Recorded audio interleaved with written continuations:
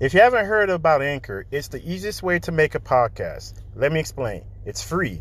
There's creation tools that allow you to record and edit your podcast right from your phone or computer.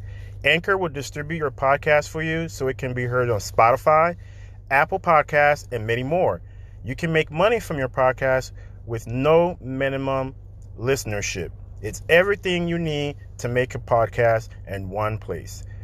Download the free Anchor app or go to anchor.fm to get started.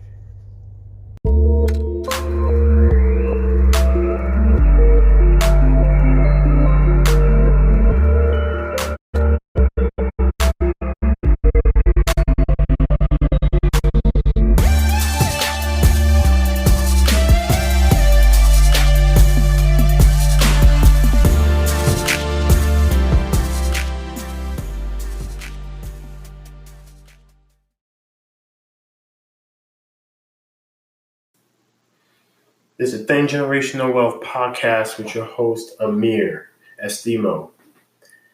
Thank you very much for taking the time listening to this podcast. And I know you could be listening to millions of podcasts. There's millions of podcasts that's out there these days. And for you to take the time to listen to mine, I really respect it. Respect your time. I appreciate you. And hopefully I'm bringing some value for you. You never know sometimes, if you are or not. But, hopefully whatever information that I have and I pass down, whether it's through books, whether it's to just, find some information, just want to share. Hopefully it moves you to take action. Just like for me, it's moving me to take some action now. To reach my goals for 2020. So, second of all, I'd like to commend Vanessa Bryant for a speech, for giving the talk during Kobe's memorial and her daughters.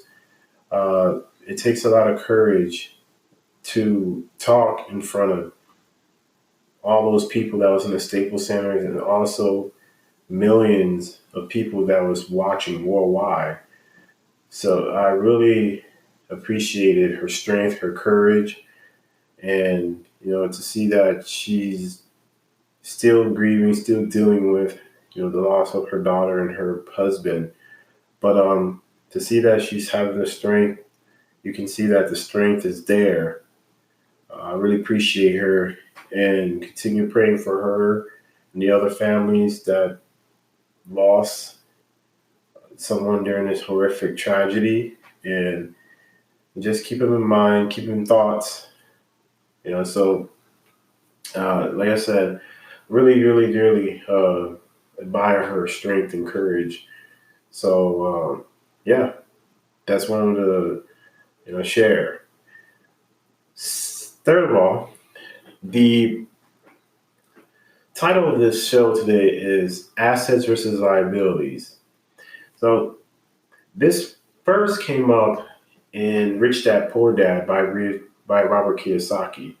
He also wrote several other books in the Rich Dad Poor Dad series. Another one I think I really enjoy is the Cash Flow Quadrant, which to me is the Rich Dad Poor Dad on steroids, because it completely breaks down the 4 quadrant in this book. But Robert Kiyosaki made he brought a different perspective. And a lot of people disagree and some actually agree with when it comes to your home, whether it's an asset or liability. Now, if you don't know, liability basically, in a sense, takes money out of your pocket. Car payments, credit card payments. These liabilities, they don't put anything into your pocket.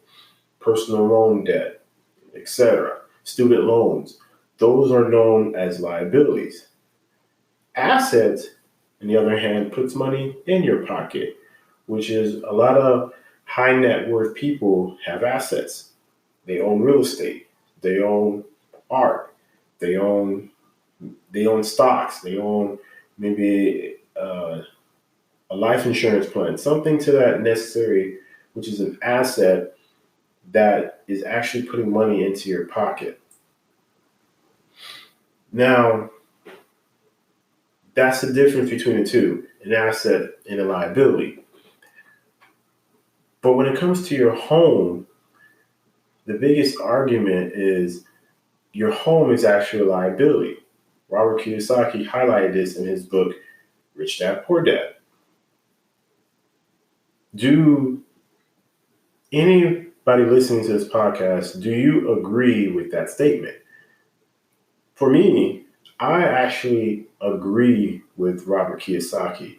I think, for me, my opinion is this is my opinion, and disclaimer, I'm not a financial advisor. This is just based off my opinions, and it's no one else's. It's if you want to find out more information, I suggest you do the research. Now, I bought a home back in 2017. Now, you've always been conditioned growing up. Once you go to college, you finish high school, go to college. When you're done, you get a good job. You graduate college, you get a good job, usually a low paying job, and then you move your way up to the corporate ladder, or whether it's different jobs you decide to do. Okay, once that's done, if you want to settle down, you buy a home. You purchase a home, you get a loan, you get approved for a loan, you get an X amount that you're approved for, then from a bank, but you must have money. You must have money. A down payment generally in the States is 20%.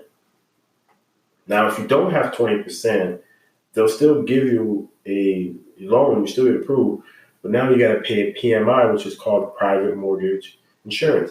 This just basically protects the lender in case you, as the borrower, defer on the loan, meaning that you stop making your payments.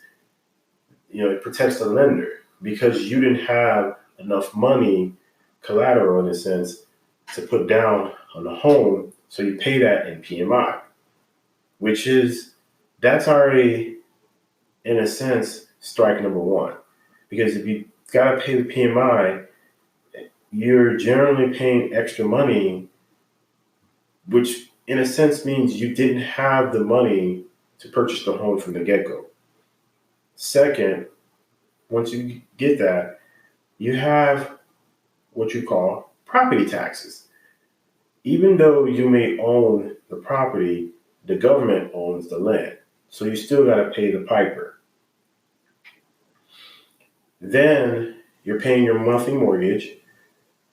In the first at least 2 or 3 years of your loan, of your mortgage, your loan, you generally paying more in interest on the front end versus the principal. Okay, so that's another thing too you got to consider when you're purchasing a home. Third of all, you got to consider the expenses too that goes with purchasing a home. Something breaks down, it's all on you now. Cutting the grass. You also, number 4, have HOA fees. Now, going back to number 3, just to highlight on number 3, all the expenses when it comes to your home is now on you. Versus when you were renting before, you just pay your landlord money, and all of a sudden within that, if something is wrong with your home, whether you rent a home or an apartment or whatever you rent, something's wrong, the landlord is responsible. They'll come and fix it. When you own a home, it's all on you. So going from 3, 4 HOAs, and you think about the expenses that you're putting out into your home. Now, the good thing about it is you may purchase a home where you can raise a family for years and years down the road. Your kids grow up in this home, you create memories, etc. That's good. And it's something that you can call yours. But this is the biggest expense. Generally, most people surprisingly may have more student loan debt versus a mortgage. Okay. But generally, generally, it's probably one of those one offs that you'll have someone that has more student loan debt versus your mortgage. But your mortgage generally will be your most highest expense. So you see, all these expenses come back to you, taking money out of your pocket. Okay? Now, you may say, okay, well, what if I have real estate? I own real estate. Now, if you own real estate, let's say for example, you even own your home. You decide to go purchase another home. The first home you get, you in the States is if you've been staying in your home for more than 2 years, I think it's Texas, but I'm not sure about everywhere else, but you can sell your home and not have to pay any capital gains taxes. Okay, you can look that up. I can't remember the name of the law, but it's a clause. It's something where you don't have to pay capital gains taxes if you own a home or lived in your home for more than 2 years. Okay, so now going back to real estate, or let's say you moved out of your home, you want to go purchase another home, you rent your first home out. Now your first home is starting to put some money into your pocket. So now that actually becomes an asset because this is making you money. Yes, you still have to pay taxes and insurance. There's no way around that. But if you're at the end of the month, after all after all the taxes, insurance, and maybe you put some money away for expenses in case something goes wrong with the property, you're still making an extra $200 to $300 a month in cash flow. Now it becomes an asset to you. Okay, liability out of your pocket, stay in your home, expenses all on you, asset making you money. Okay, from your now your home, you own your home now, or you rent your home out, and it's now starting to make you more money. Now you can probably do 10 of these, and now you're making an extra $2,000 a month because you have 10 properties making an extra 2,000. You're making 200. Let's say 200 per property. 10 properties making an extra $2,000 a month. Assets. That's what the high net worth do, and there's not a person, a billionaire, millionaire that is high net worth that does not own some type of real estate. Real estate is so powerful. Now, if you want to be into the wealth building game, leaving generational wealth, start looking into real estate because the market, people say, well, there's a correction coming and all this. I think we as human beings, we evolve as we grow, as we make mistakes, we evolve. We strengthen our processes and systems in place because back in '08, the market crashed in the government because a lot of these banks were lending out money to any Joe Smo. But Joe Smo couldn't afford. And most of the time, some of these loans were variable, not fixed. But if you ask me now, I think if a correction were to occur, we are more because life is about learning. You learn, you win, or you learn. You never lose in life. You either win or you learn. If you if this correction happens, I think we are more built out and more we learn from our mistakes from one that happened in '08 that history it won't be as bad as it was before. Okay? So real estate, owning stocks, owning land, owning businesses, these are all assets. This is what's generating you money. This is generally helping you have time freedom. Now, whatever meaning of freedom is to you entirely up to you. But I think it's imperative for us to have that understanding what's an asset, what's a liability. Okay. If it's not making you money, it's not an asset. It's a liability. If it's taking money out of your pocket. Now, whether you agree or disagree with me when it comes to owning your home, that's to each his own, and I guess to each his own experience. But for me, after purchasing a home and living in that realization of like, this is not making me money. This is actually taking money out of your pocket. It's really expensive too. But it has its good things, perks about it. I'm not knocking it out completely, but I just thought it was interesting to have that understanding of what's asset and liability. Now, when you think about when it comes to building generational wealth, you have to accumulate assets because that's what's going to help increase your net worth. That's what's going to help give you the freedom needed to have time. Because I think what we're starting to realize in society, it's not about anymore the money. I don't know if you agree, but in my opinion, I think now people are looking at it as they want time freedom. Now, I know it's all out there. People say, okay, if you go on social media, someone's posting on social media of some place, some location that they're at because, they have the ability to get to that point. But I think what we don't realize is what that person had to go through to get to that point to where now they can spend a winter in Aspen, Colorado, and not need to ask their manager that they're going to do that.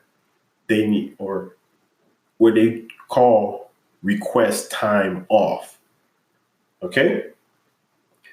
But we don't see the grind, the disappointments that they had to go through to get to that point. We see that. We're enamored, we're amazed by it. And then we start to envy it.